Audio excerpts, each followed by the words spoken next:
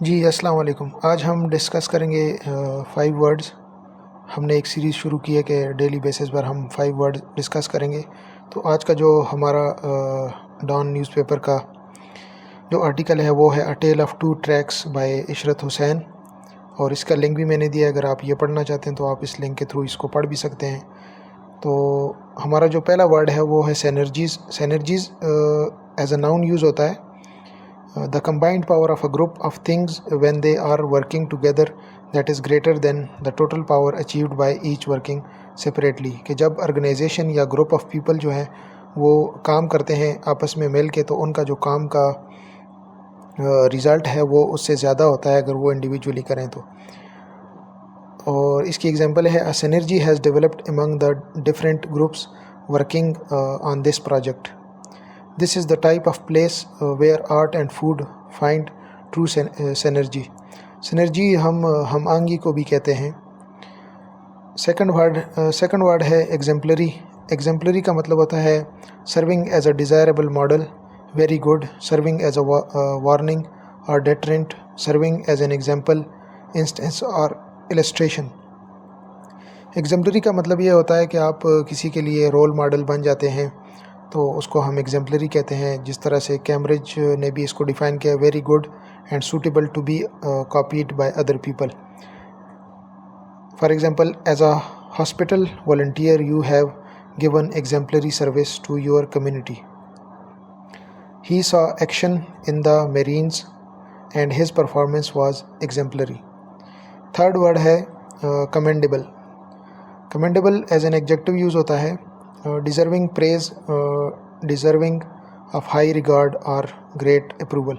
जो बंदा तारीफ़ के काबिल होता है उसको हम कमेंडेबल कहते हैं, या किसी का काम अगर तारीफ़ के काबिल होता है तो उसको हम कमेंडेबल कहते हैं। This performance for democratic debate over elite impositions is indeed commendable. Next example है, the series is a commendable concept, valid, timely and holistic. This action is commendable and should be followed by other guideline authorities। Fourth word है ancillary। ancillary का मतलब होता है कि providing support or help, providing necessary support to the primary activities or operation of an organization, system etc।